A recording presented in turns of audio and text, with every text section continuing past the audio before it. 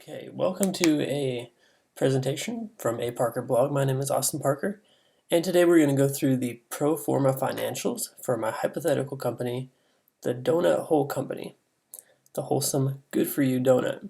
Now, everybody knows that donuts aren't good for you, but what if they could be? What if they were all-natural, meal replacement donuts, packed with protein and slow-release carbohydrates to actually power your day? Wouldn't that be awesome? And that's what I'm creating here with this company. Now our sales avenue is going to be to wholesale to grocery retailers, and we're going to start small with local stores, and we're going to transition to national distribution. And before we get started, let me note and give a special thanks to Bernie Klopp, the staff accountant of GK CPA Group, for reviewing my projections and also the format of this presentation. So now without further ado, let's go ahead and jump right in to the assumptions. On the assumptions tab, we can notice just a few things to cover first. In yellow are the control cells. So these cells control the rest of the spreadsheet, including sources and uses, income statement, and the balance sheet. We are starting off with $90,000 paid in capital, invested by myself. And then you can see we're starting in month 1 with deliveries. So there's going to be no lag in uptime and deliveries. We're going to just start with month 1 with 3,000 units sold. Again, this is starting with several local retailers, grocery stores. And then you can see this number steadily goes up through to the end of month 12, and then again through the end of month 24. Moving down to product pricing, we can see that we have a price per unit of $2. Now bear in mind that this is the price that we will be receiving for wholesale, so the actual retail price will be higher. Now you might think, well, that's a lot of money for a donut. You'd be right, but it's not just a regular donut. Again, most donuts don't have a lot of protein in them. Most donuts aren't whole grain. Most donuts are not healthy for you, but ours are. So people will be willing to pay that premium. If you've ever seen how much a single protein bar costs in the grocery store, you'll see what I'm talking about. It can sometimes be $5, $6 for just a single bar of protein. And you can see our price is moving from $2 up eventually to $3 at the end of year 2. And this is going to be due to possible new iterations of the product with better protein and things like that. All right, so let's move right on down to direct costs. So our 3 main costs for direct costs are ingredients, packaging, and labor. The ingredients, of course, are high.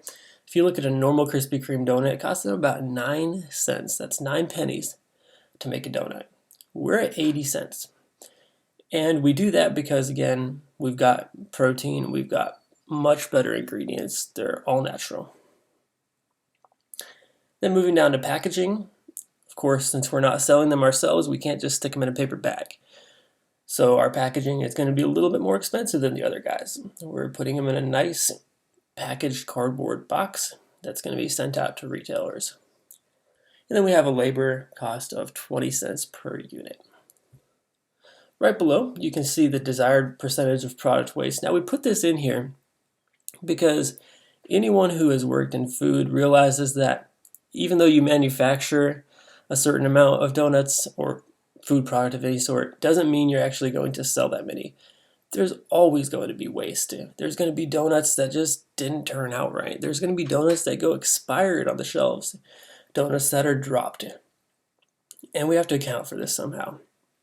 And I want to make sure that there were enough donuts manufactured so that we could still sell them and our numbers wouldn't be messed up. So that's why I added this in here. And what this does is you can change this 5% number to any number that you want. I think 5% is pretty realistic for the food industry. And it's automatically going to change our projections for the number of donuts we need to produce.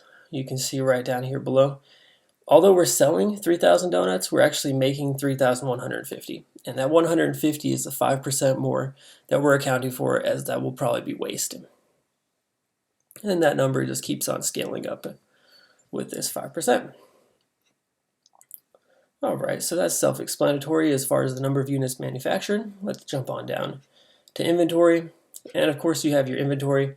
These are being, so this is the donuts that of course aren't being sold because they're waste. All right, so now we're going to go down to fixed costs.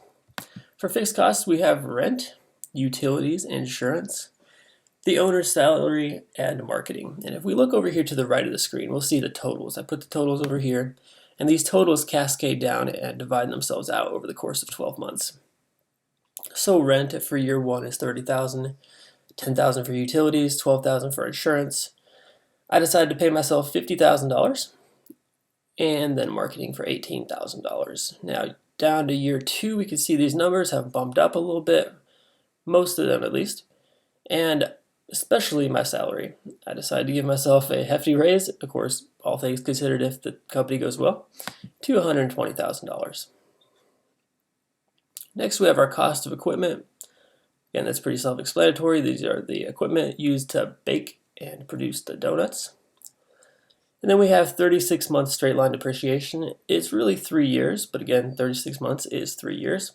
And I just put it that way to help in the calculations and make it a little bit more flexible if we need to change that for some reason. Because again, that is a control cell, it being yellow. And then moving down to the very end of our assumptions tab, we have the tax rate. It's going to be 30%. And our interest earned is just a mere 2%. But really, how much money can you make on bank accounts? The interest is crazy that they give you these days.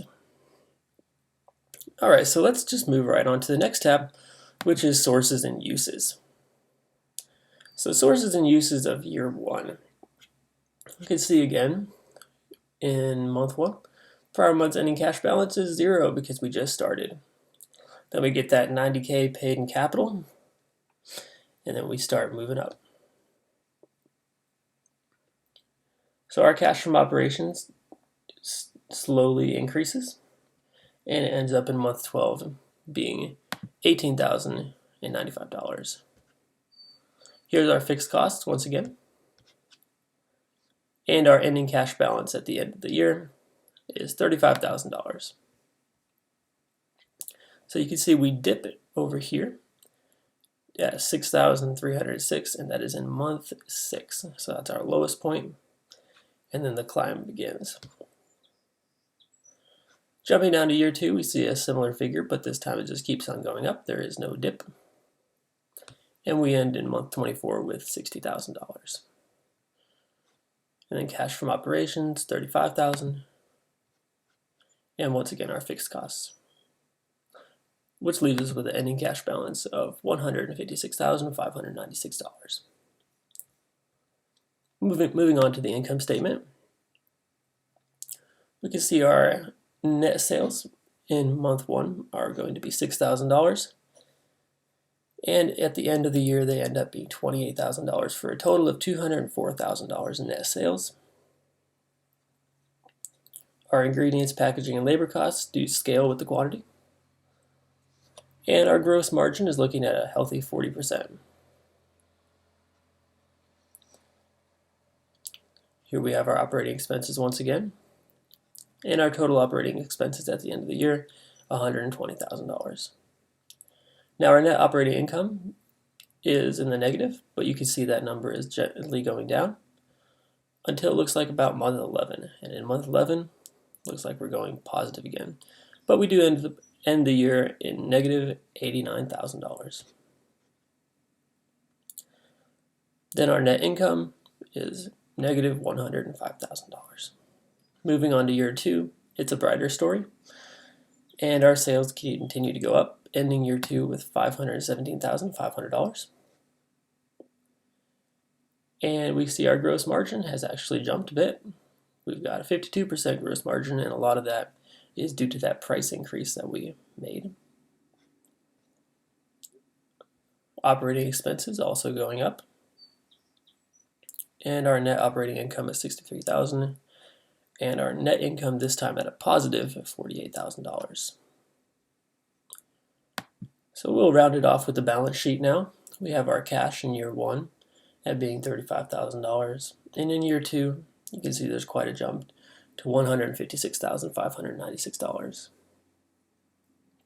Total assets in year 1 were $103,940, and in year 2 those jumped up to $233,263.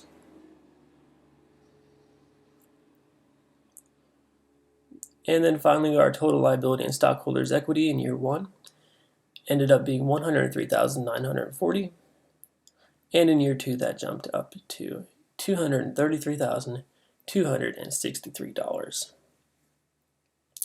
And these are the pro forma cash flows for my company, the Whole Donut, or the Donut Whole Company, the Wholesome Good For You Donut. Please leave any comments you have or message me with them.